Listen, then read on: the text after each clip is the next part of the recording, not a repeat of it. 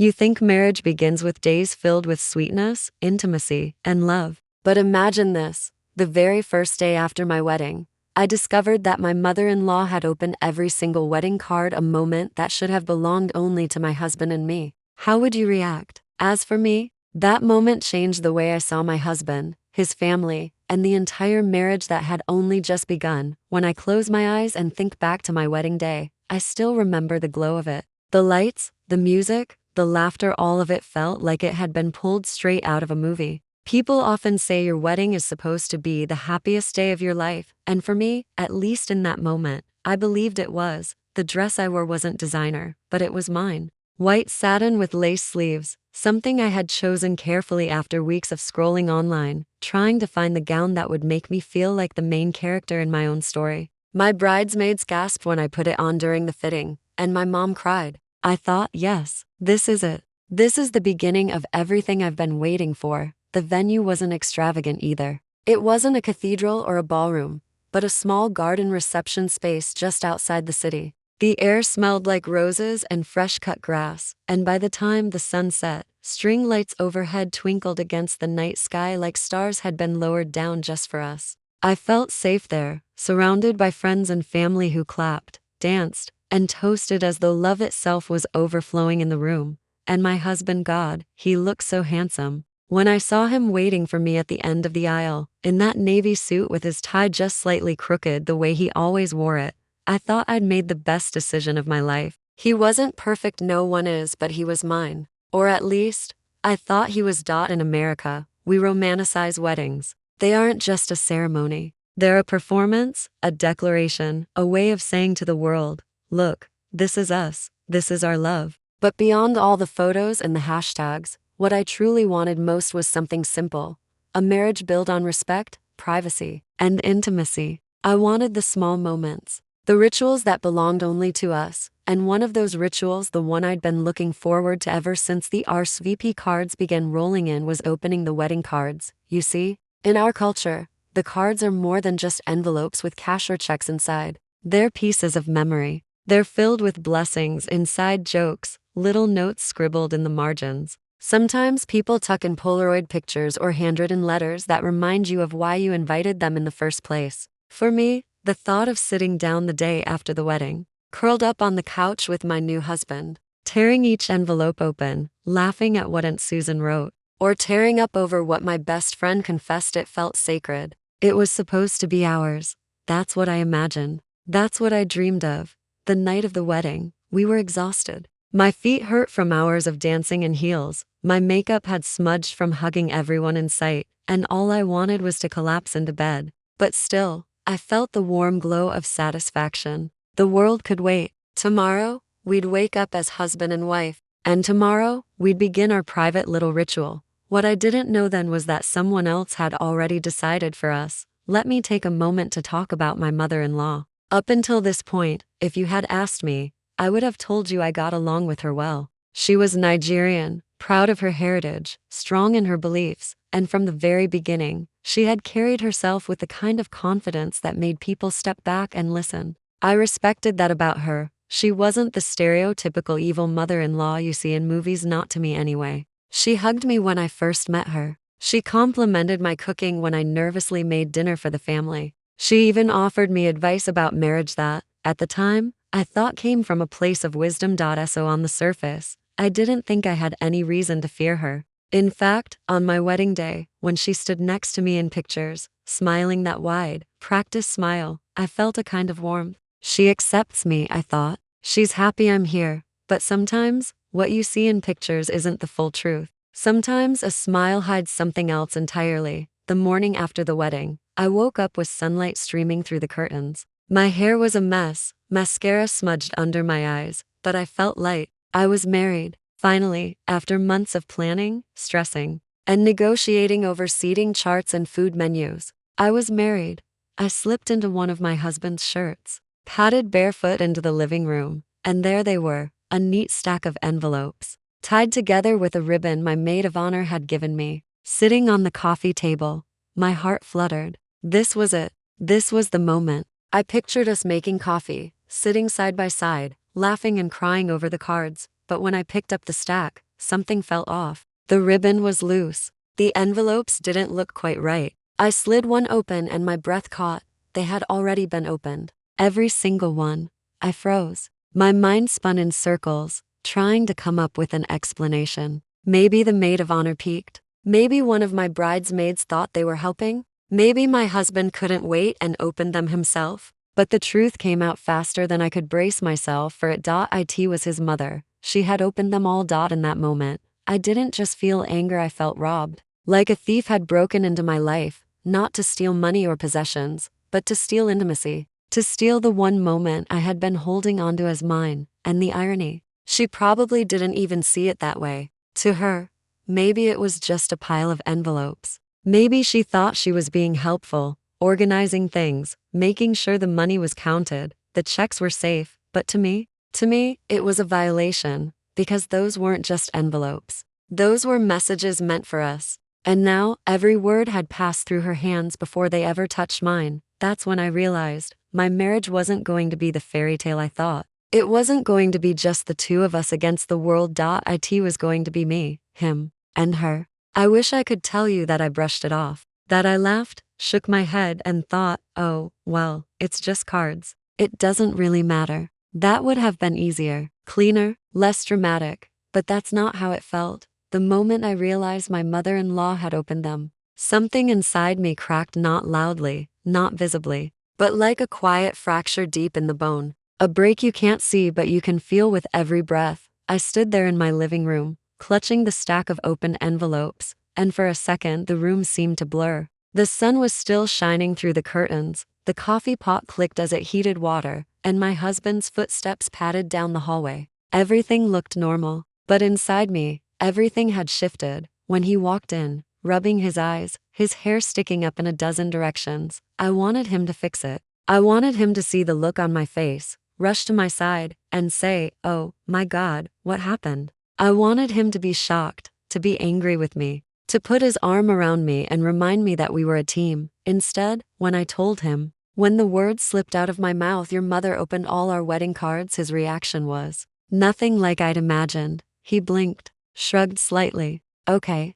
I repeated, my voice sharper than I intended. That was supposed to be for us, for you and me. Why would she do that? He yawned, stretched, and said words I will never forget. You don't know how to prioritize. I stared at him. Prioritize? Prioritize what? We had just gotten married. If intimacy, privacy, and respect weren't priorities, then what was? Excuse me? I asked, my voice trembling. He ran a hand through his hair. Babe, come on. She helped with everything. My family paid for the wedding, remember? She probably just wanted to make sure things were safe. You're making this into a bigger deal than it is. The crack inside me widened. I could almost hear it. Here's the thing. In marriages, especially early marriages, there are these tiny defining moments. Moments where one person looks to the other for reassurance, for alliance, for proof that they're not alone in this brand new, terrifying commitment. This was my moment, and instead of standing with me, he stood with her.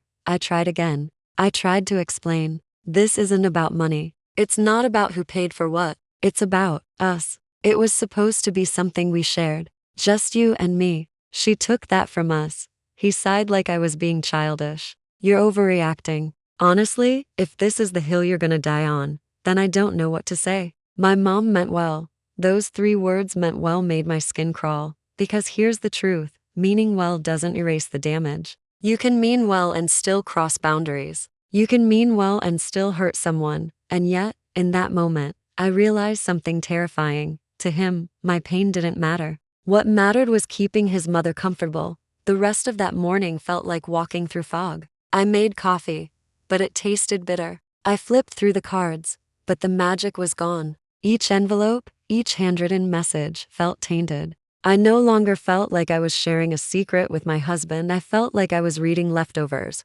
words already consumed by someone else before they reached me. At one point, I held a card from my college roommate. She had written a heartfelt note about the night we stayed up until dawn, talking about what kind of husbands we wanted someday. She'd written, "You found yours. Treasure him."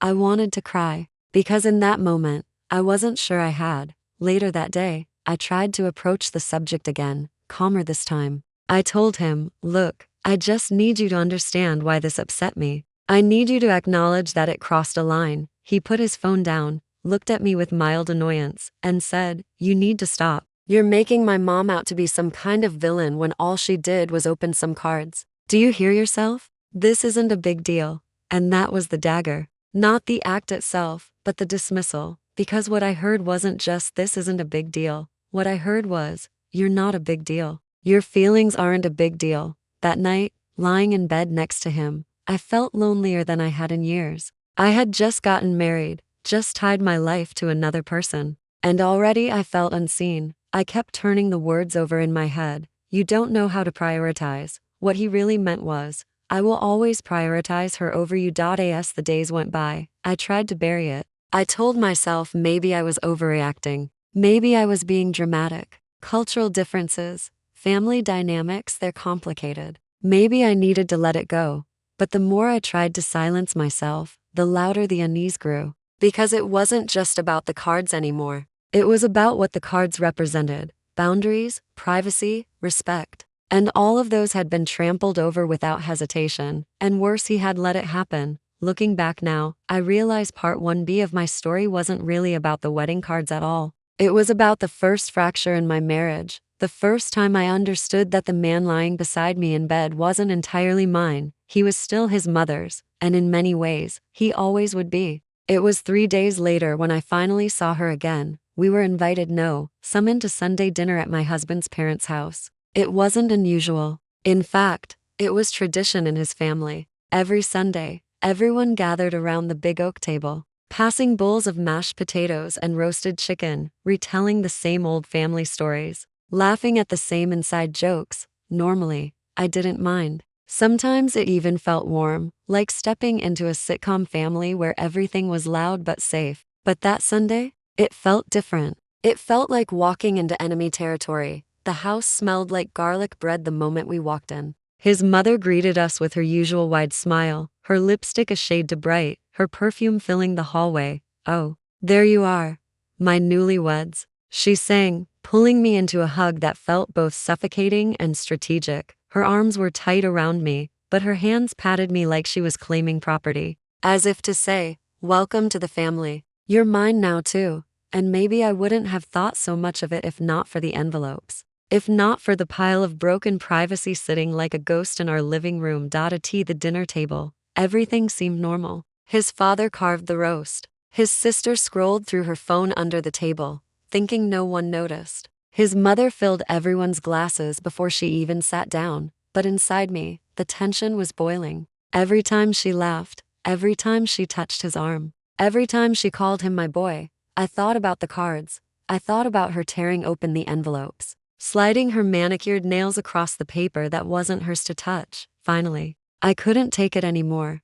I waited until after dessert, when the plates were still cluttered with crumbs and the conversation had drifted into comfortable silence. My husband leaned back, content, sipping his beer. That's when I turned to her. I wanted to ask you about something, I said, my voice calm, careful. She looked up, surprised but curious. Oh, what is it, dear? I took a breath. The wedding cards. You opened them, didn't you? The table stilled. Forks stopped clinking. His sister finally looked up from her phone. His mother's smile didn't falter. If anything, it grew sweeter. Oh, those. Yes, of course. I wanted to make sure everything was in order. You know, sometimes people forget to sign their names, or checks can slip out of envelopes. I was just being practical. My heart pounded. But those were for us. For me and your son. They weren't yours to open. Her smile tightened just slightly, almost imperceptibly. Sweetheart, I was only trying to help. Honestly, you're so sensitive. The word stabbed me. I glanced at my husband, hoping, praying that he would finally step in. That he would say, Mom, she's right. That wasn't okay. But he just stared at his plate, pretending to scrape at a crumb with his fork. Coward. I don't think this is about being sensitive, I said, my voice firmer now. It's about boundaries. About respect. Her eyes narrowed ever so slightly, the mask slipping just enough to show what was underneath. Respect? She repeated. You think I don't respect you? I think you crossed a line, I said, before I could stop myself. and there it was. The silence that followed was thick, heavy, dangerous. She placed her fork down with exaggerated care. You know, in this family, we don't keep secrets. We share everything. That's how we've always done things. Then maybe I don't fit into this family, I said. The words were out before I could catch them. The air left the room. His mother's eyes flashed, but she forced another smile. Well, she said coolly, that would be a shame. Because I've worked very hard to welcome you. Haven't I, everyone? His father coughed uncomfortably. His sister stared back at her phone. My husband finally looked up, his face pale, and whispered, please, just drop it, like it was nothing. Like I was nothing. But I didn't drop it. Not then. Not in my heart. Because in that moment, staring across the table at a woman who had just claimed my marriage as her territory, I understood something clearly. This wasn't a misunderstanding. It wasn't an accident. It was a power play, and I had just walked straight into the game. That night, on the drive home, the silence between me and my husband was unbearable. The glow of streetlights flickered across his face as he gripped the steering wheel. I waited for him to say something, anything, to tell me he was sorry, to tell me I was right, but all he said, without looking at me, was, you can't talk to her like that again. I laughed bitterly. Like what? Like someone whose privacy was violated. Like someone who doesn't respect my family. He shot back. The crack inside me deepened into a chasm. Lying awake that night, I realized something chilling. Marriages don't always crumble with affairs or betrayals or screaming matches. Sometimes, they crumble quietly, with little cuts, little dismissals, little moments where one person chooses someone else over you. This was the first cut, and it would not be the last.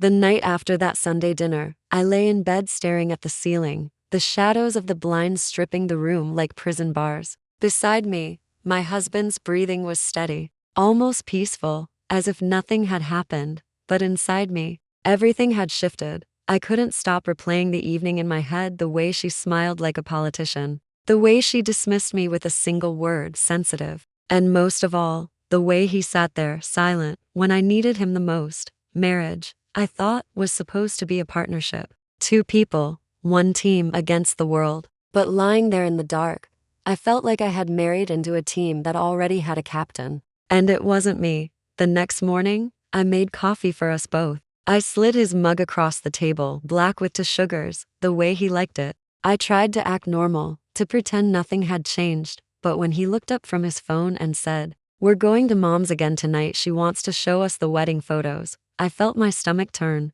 Again? I asked, trying to keep my voice even. He frowned. What's the problem? The problem, I said carefully, is that I need space. We've barely had time alone since the wedding. Don't you think we deserve that? He sighed, setting down his mug. She just wants to celebrate us. Why are you making this so hard? There it was again, that subtle shift of blame. Somehow I was the problem. That evening, I went anyway. Because that's what you do, right? You compromise. You bend until you're practically breaking, just to keep the peace. His mother greeted us with a photo album already open on the coffee table. She had labeled the pages with neat, looping handwriting, our son's wedding, not our wedding. Not their wedding, our son's wedding. Every picture, every caption, every note radiated with the same message. He belongs to us. I smiled through it, flipping pages while she hovered over my shoulder. But deep inside, resentment was curling like smoke. That night, back home, I finally said it out loud. She doesn't see me,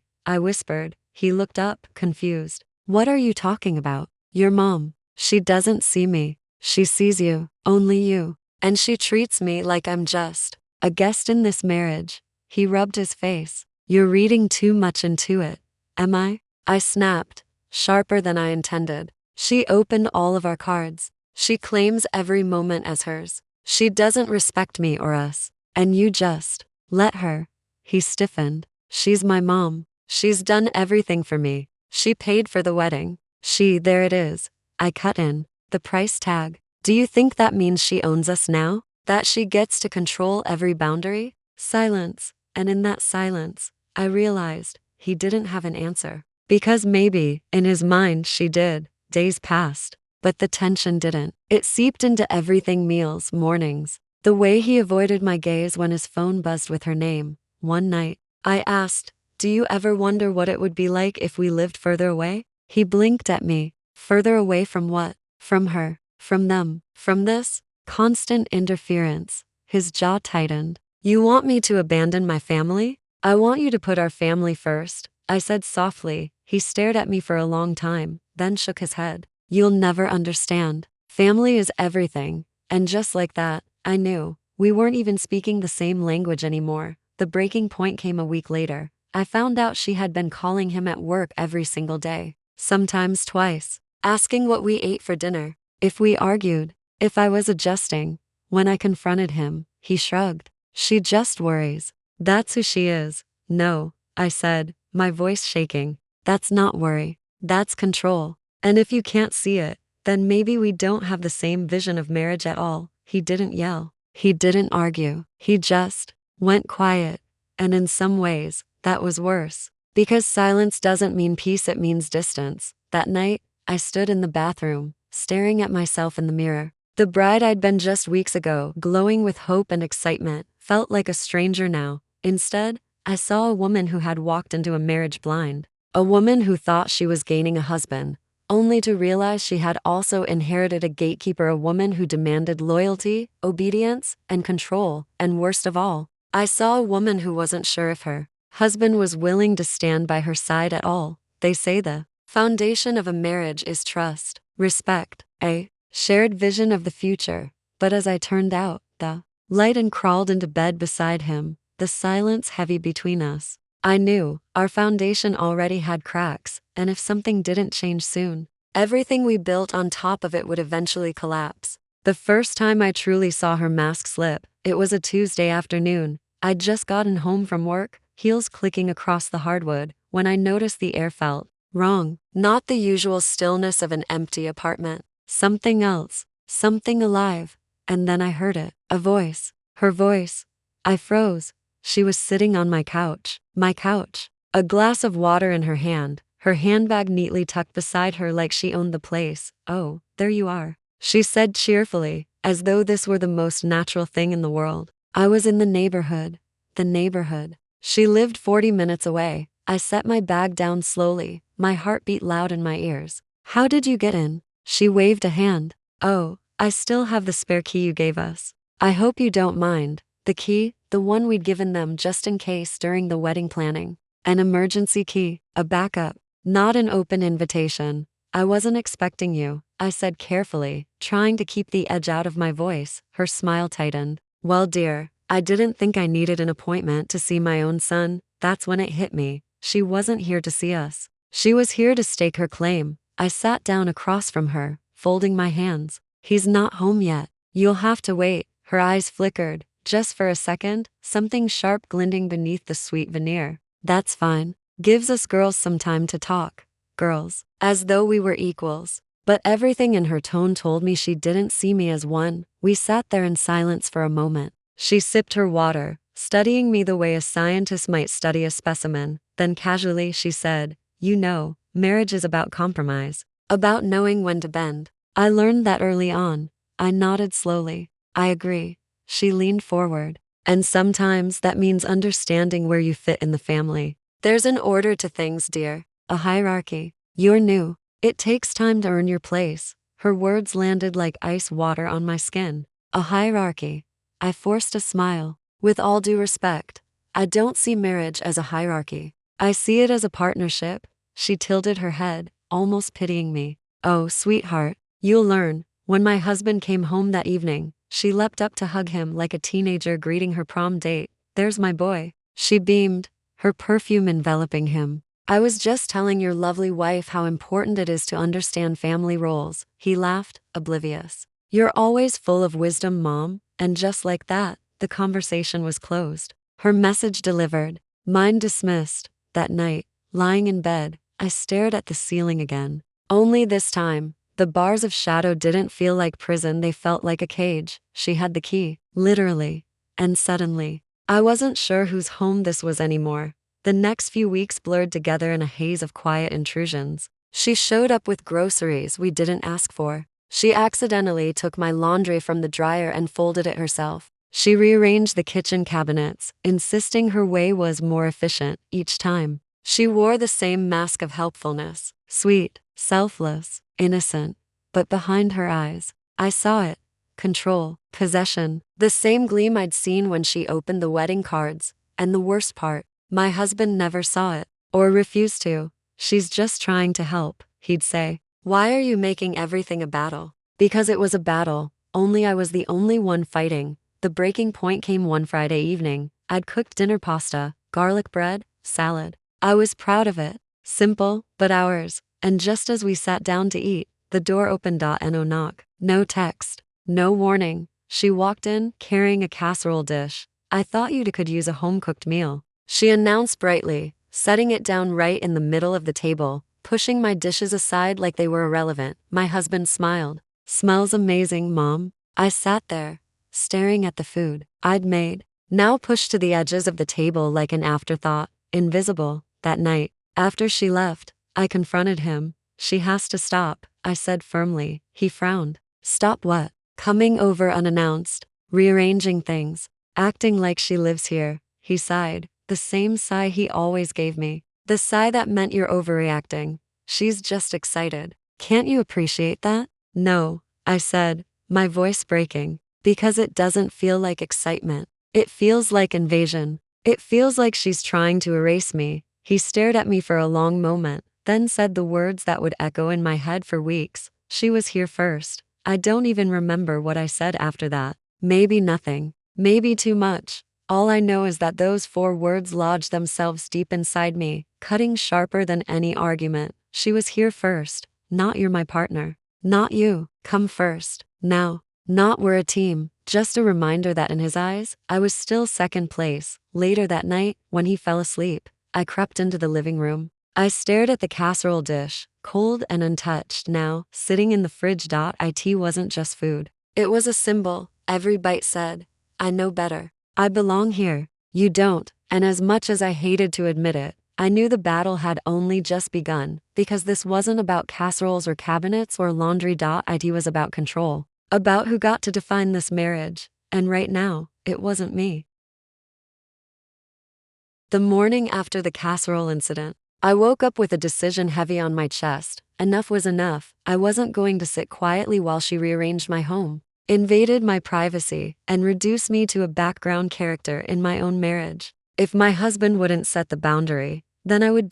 So I started small. That day, while he was at work, I gathered every spare key. The one by the entryway, the one hidden in the kitchen drawer, the one she claimed she forgot she had, and I changed the locks. It felt almost rebellious, like I was breaking a silent contract. But when the locksmith handed me the new keys, I felt something I hadn't felt in weeks. Control. This was our home, my home. And I wasn't going to let her treat it like a revolving door. Of course, it didn't take long for the storm to hit. 2 days later, she showed up again, arms full of grocery bags. She smiled as she slid her key into the lock, except this time, it didn't turn. I watched through the peephole as her expression shifted from confusion to shock to fury. She knocked hard. Hello? Is something wrong with the lock? I opened the door slowly, forcing a smile. Oh yes, we had them changed. Her eyes widened. Without telling me? I kept my voice steady. We decided it was time. For our privacy. The silence that followed was deafening. Finally, she let out a laugh, brittle and sharp. Privacy? From me? Yes, I said. From everyone. That evening, when my husband came home, she had already called him. He stormed into the apartment, his face red. Did you change the locks? Yes, I said calmly, bracing myself. Without telling me? Without telling her? Without telling her? I echoed, my voice rising. She's not supposed to have a key at all. She's not the one living here. He dragged a hand through his hair, exasperated. You don't understand how this looks. She thinks you're shutting her out. She is shut out. I snapped. This is our home, not hers. And if you can't see that, then maybe you don't understand what marriage means. For the first time, I saw something shift in his eyes. Not anger, not even disappointment, but fear. Though the word marriage suddenly sounded fragile, breakable. He didn't say much that night, just sat in silence, scrolling through his phone, while I tried to steady my breathing. But I knew what was coming. because mothers like her don't lose battles quietly. The next week proved me right. She stopped pretending. The sweet tone, the playful smiles, the I'm just helping acted all slipped. Instead, the phone calls came at all hours. Questions disguised as accusations. Why didn't you invite us over this weekend? Why didn't you tell me you were going out to dinner? What are you hiding? And when I didn't answer, she went to him. By the time he got home, his face would be tight with frustration. Why can't you just get along with her? Why does everything have to be a fight? She's just trying to love us. But love doesn't suffocate. Love doesn't invade. Love doesn't demand control. This wasn't love. This was ownership. The final straw came one Saturday afternoon. We were cleaning the apartment together, me vacuuming, him wiping down the counters when there was a knock at the door. Not her usual unannounced arrival. An actual knock. I hesitated, suspicious, before opening it, and there she stood, holding a manila folder. Hi, darling, she said sweetly, stepping inside before I could stop her. I brought something important for you both. I watched as she handed it to him. He opened it, his face lighting up. Inside were mortgage documents, her name, his name, not mine. What is this? I asked, my voice low. She beamed. I've been talking to the bank. With my credit and your income, we can get you into a bigger place. More room for when you start a family. I felt the blood drain from my face. Without me? She waved a hand. Oh, you're on there too, sweetheart. Eventually, but for now, this is just easier. Like erasing me from the very foundation of our future was nothing more than a paperwork detail. I looked at my husband, begging him silently to push the folder back into her hands. To say no. This is our decision, our life, but he didn't. He just smiled weakly, flipping through the pages, and in that moment, I knew this wasn't just her fight anymore. It was his too, because every battle she waged, he allowed. Every line I tried to draw, he erased, and if I didn't stand firm now, there would be nothing left of me in this marriage. That night, when she finally left, I sat across from him at the table. You have to choose, I said softly. He blinked. Choose? Between a marriage with me, or a marriage with her. His face hardened. That's not fair. No, I whispered. What's not fair is me living in a marriage where I'm treated like a guest. What's not fair is you letting her run this house, this life, like I don't exist. The silence stretched on, thick and suffocating. Finally, he stood up, pushing his chair back. I won't abandon my mother. And then he walked away, leaving me alone at the table, staring at the folder that still sat between us, the symbol of everything I was losing. Not quiet, hollow, the kind of silence that hummed with unfinished sentences, with anger left unsaid. He moved through the apartment like a ghost, brushing past me without a word, his eyes fixed on the floor. I wanted to believe he was just thinking, processing, that maybe he'd return to me with clarity, with strength, with the words I needed to hear. You're right, I should have chosen us, but he didn't. Instead, he did something far worse. He pretended nothing had happened. The folder still sat on the kitchen counter, but he avoided it. He avoided me. He filled the silence with small talk. Did you buy more milk? Have you paid the internet bill? As though our marriage hadn't splintered the night before. And when he finally did speak about it, it was with a weariness that cut me deeper than any fight could. Can't we just move past this? He asked one evening, his eyes tired. Move past this. Like I was the one dragging us backward. Like his mother hadn't been the one pulling us apart thread by thread. The days blurred. Work, home, dinner, silence. And then inevitably, her. The phone calls grew longer, louder. I would sit in the living room, staring at the muted television, while he paced the bedroom with his phone pressed to his ear. Sometimes he whispered. Sometimes he laughed. Sometimes he sighed in that way that told me he was listening, not speaking. And sometimes, when he thought I wasn't listening, his tone changed softer, almost pleading. As though he was the child again, not the man I married. I tried to bring it up. Do you see what this is doing to us? I asked one night. She doesn't stop. She doesn't give us space. He exhaled, rubbing his temples. You always make it sound so dramatic. Dramatic? My voice cracked. She's trying to buy a house with you. Without me. How is that not dramatic? He shook his head. She's just trying to help. Why can't you take it as love? Because it wasn't love. It was control. But no matter how many ways I explained it, he refused to hear me. And with each refusal, I felt myself shrinking. The apartment stopped feeling like home. Everywhere I looked, she lingered, the curtains she picked, the casserole dish she insisted we needed, the framed photo of our wedding day she had printed and hung in the hallway without asking. Her fingerprints were everywhere, smudging the life I had tried to build, and worse. My husband no longer seemed to notice. One night, I woke up alone. The bed was cold beside me, the sheets empty. My chest tightened as I listened. No footsteps, no water running, just silence. I found him in the living room, phone glowing in his hand. His voice was low, almost tender. "I know, Mom. I know. She doesn't mean it. She's just struggling." That word sliced through me like glass, because in that moment, I realized he wasn't defending me to her. He was defending her to me. I wasn't his partner. I was his problem. The days that followed were a blur of doubt. Had I overreacted about the locks? About the mortgage papers? About the casserole dish? I replayed every moment, twisting them in my mind until I could almost convince myself that maybe I was the unreasonable one. That maybe she was just trying, and I was too stubborn, too guarded, too ungrateful. That's the thing about gaslighting, it doesn't start with flames. It starts with flickers, a shadow of doubt, a whispered thought, maybe it's me, and before long, you're standing in the dark, wondering if you imagined the fire in the first place. It got worse the day she brought the priest. We hadn't been to church together since the wedding, but one Sunday morning, there she was, standing at our door in her floral dress, smiling as though nothing had happened. And beside her, a man in a collar. "I thought we could all go together," she said sweetly. "Like a family." Before I could answer, my husband was already nodding. "Of course," he said, and just like that, I was trapped in a pew, sitting between them, listening to her whisper prayers under her breath, while my husband held her hand. It was suffocating. I wasn't his wife. I was a placeholder, a ghost. That night, I broke.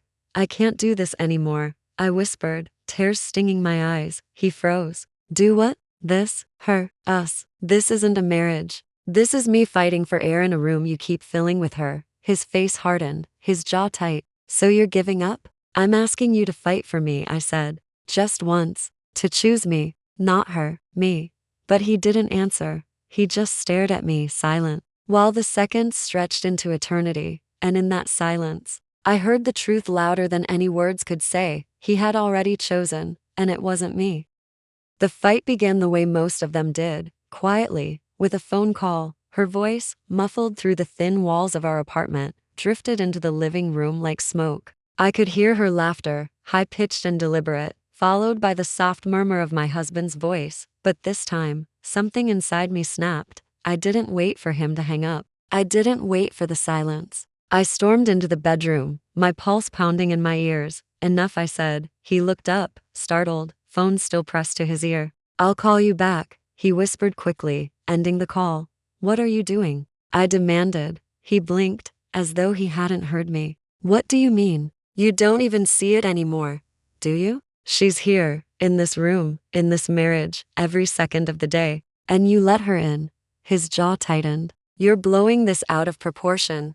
"Out of proportion?" My voice cracked. "She's planning mortgages with you. She's dragging priests into our home. She opened our wedding cards, and you just stood there. Do you even hear yourself?" He ran a hand through his hair, exasperated. "She paid for the wedding, for goodness sake. She just wants to be involved. Why do you keep treating her like the enemy?" "Because she is." The words shot out of me before I could stop them. And once they were in the air, there was no taking them back. His face hardened instantly, like a door slamming shut.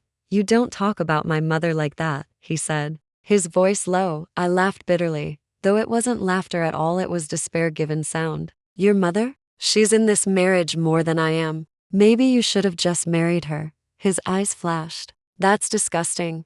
What's disgusting is watching you kneel at her feet while I sit here begging for scraps of your attention." "Scraps?" His voice rose. "You think this is easy for me? You think it's simple to juggle the woman who raised me and the woman I married?" I stepped closer, tears burning in my eyes. "It's not supposed to be a juggling act. It's supposed to be a choice. And you already made yours." For a long moment, silence stretched between us. His chest rose and fell. His fists clenched. I could almost see the war raging behind his eyes, the boy who couldn't let go of his mother, and the man who refused to fight for his wife. And then, Softly, almost too softly to hear, he whispered, "If you can't accept her, maybe you can't accept me." The words hung in the air. Heavier than any scream, I staggered back, as though he had struck me. "So that's it? That's your line? Not us, not me, not our future, just her."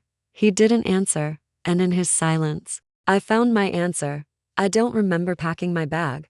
I don't remember choosing what to take and what to leave behind. All I remember is standing in the doorway, suitcase in hand, staring at the man I thought I had married. He didn't stop me. He didn't reach for me. He just stood there, arms crossed, his face a mask I no longer recognized. And in that moment, I understood. The marriage hadn't ended in a fight. It hadn't ended in a scream. It had ended in a silence so complete. It drowned me. I left. The door closed behind me with a finality that felt like a tomb ceiling shut. Out in the night air, the city lights blurred through my tears. My phone buzzed in my pocket. Messages, maybe from friends, maybe from family, but I couldn't bring myself to look, because in that moment, I wasn't ready to explain. I wasn't ready to admit that my marriage, only days old, was already broken. All I could do was walk, and with every step away from that apartment, I felt both the weight of loss and the first flicker of freedom. The taxi dropped me off at a small apartment I'd rented in the city.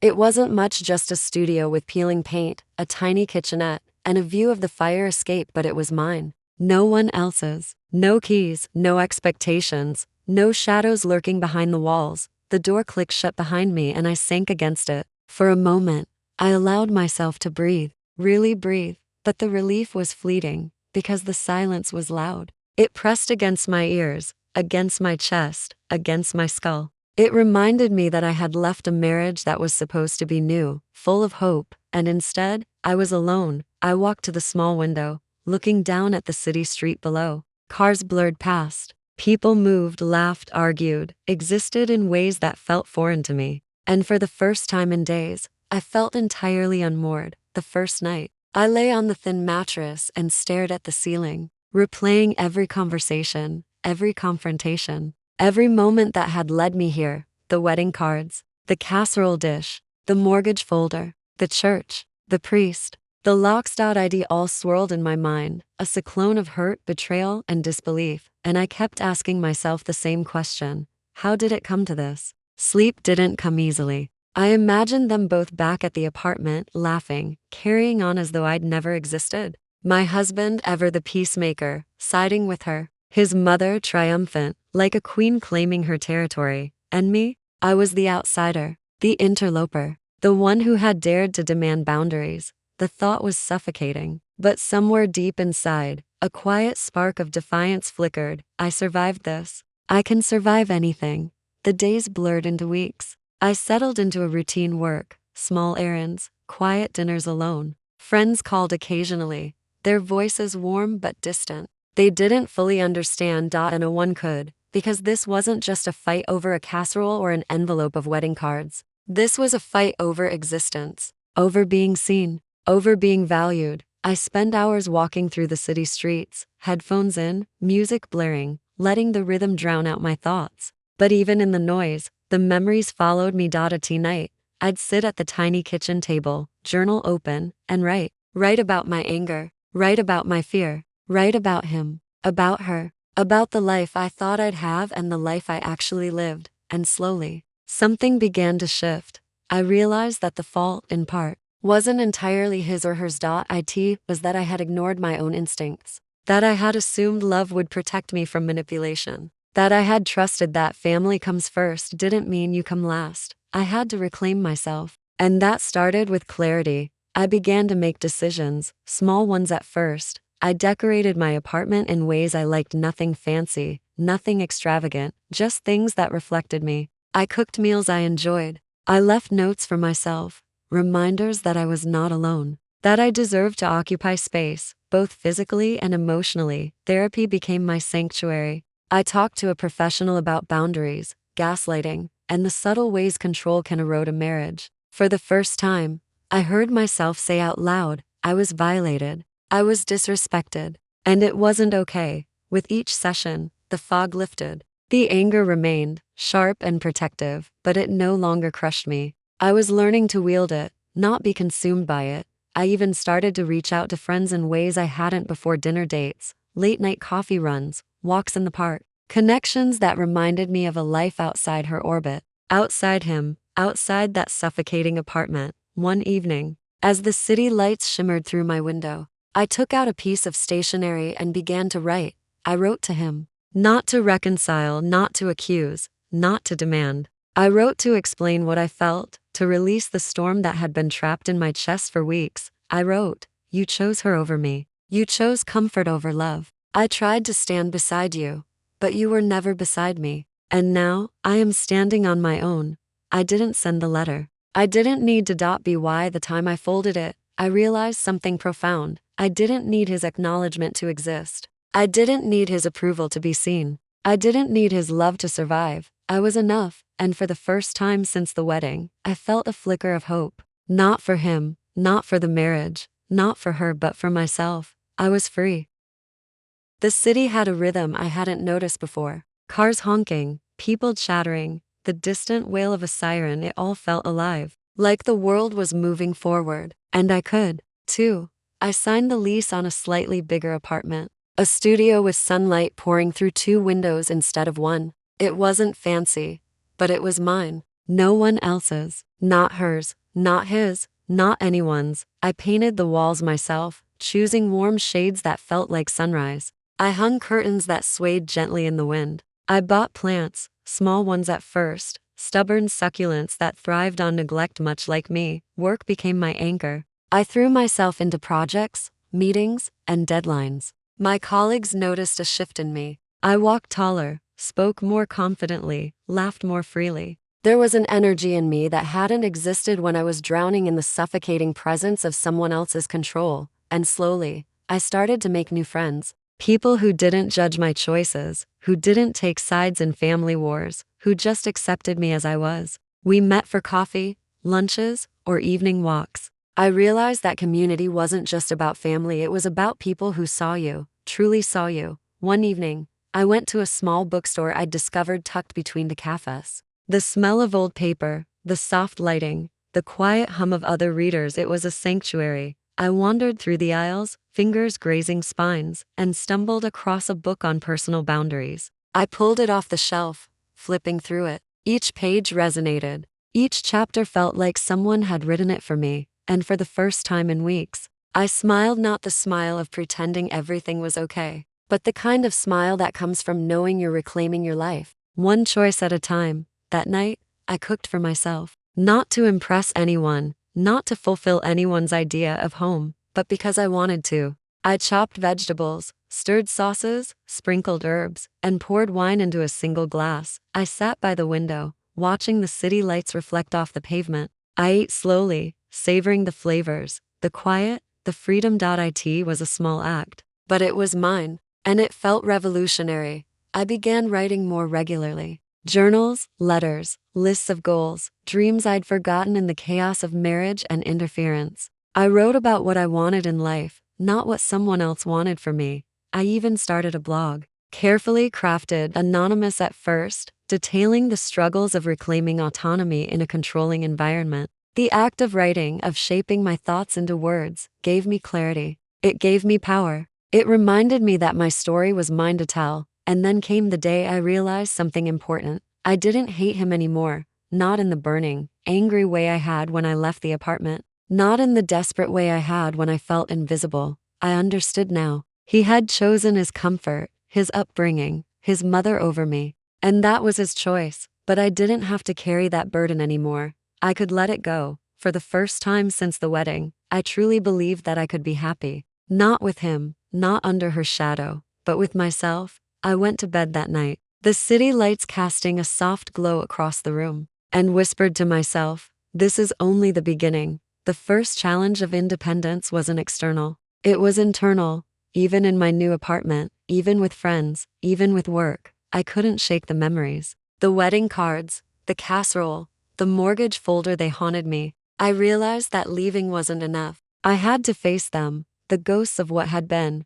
I drafted emails I never sent, letters I never mailed, addressing both him and her. I wrote down every emotion, every betrayal, every moment that had cut me. Writing it down wasn't about communication, it was about claiming my truth, letting it live outside my head. And then came the first confrontation I allowed myself, not with them, but with myself. I stood in front of the mirror and said aloud, I was not wrong to protect myself. I am not weak for leaving. I deserve respect, love, and boundaries. The words echoed in the empty room, a mantra, a shield, a declaration. I repeated it every morning, until my voice carried weight, until my reflection looked back at me with strength, not hurt. I also began setting small boundaries in everyday life, politely declining lunch invitations from people who drained me, turning down calls that didn't serve me, saying no without guilt. Each no was a victory, each refusal a brick in the wall of my self-respect, and with every boundary, I felt lighter.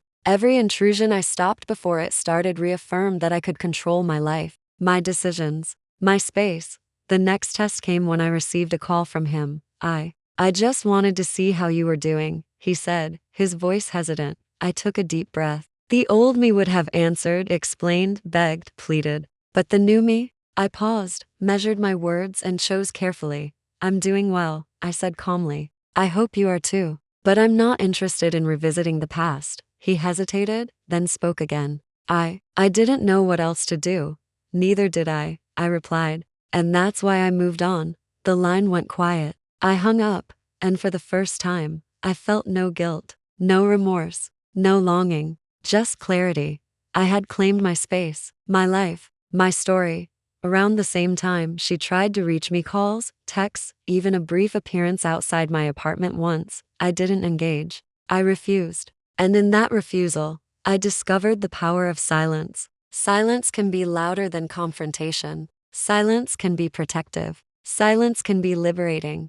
I didn't need to argue. I didn't need to justify myself. I simply existed, and that existence, unshaped by their control, felt sweeter than any compromise I had once imagined in marriage. Months passed. The wound didn't vanish entirely, it never fully would, but the scar grew stronger than the pain. I traveled a little, explored neighborhoods I had never seen, ate at small cafes, went to the theater alone, sat in parks with a book, letting the sunlight warm my skin. I discovered joy in the ordinary, in small acts of self-love, in friends who truly cared. And finally, I realized something. Freedom isn't just leaving someone who hurts you. Freedom is learning to live without fear, without apology, without compromise of your soul. I no longer measured my worth by how he or she saw me. I no longer let their choices define my happiness. I was the author of my own life, the keeper of my own heart, and with that knowledge, I could move forward, not haunted by the past,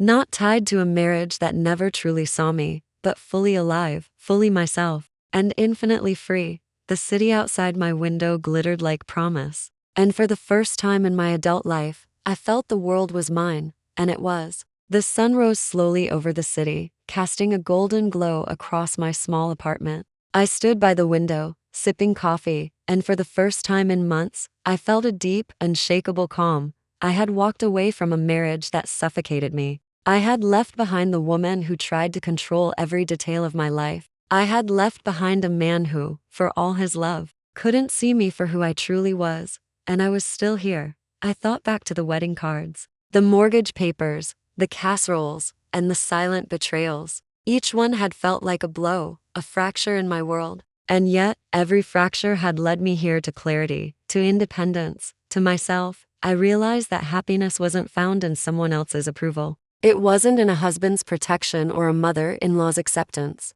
Happiness was in the quiet moments I owned, the choices I made, the boundaries I upheld. Over the following months, life unfolded in ways I hadn't anticipated. I traveled, explored new neighborhoods, met people who respected me, and nurtured friendships that reminded me of my worth. I pursued passions I had neglected, from writing to photography, finding joy in the smallest details, the way sunlight hit the sidewalk, the smell of fresh coffee, the warmth of a stranger's smile, and slowly, the anger I had carried melted into understanding. Not forgiveness, not for them, they hadn't earned it, but understanding that my life was mine to shape. One evening, as I walked along the river, the city lights reflecting in the water, I realized something profound. I was no longer running. I wasn't hiding from pain or conflict. I was walking toward myself, every step deliberate, every breath mine. I smiled softly, thinking of the young woman who had left that apartment weeks ago, trembling, unsure if she had made the right choice.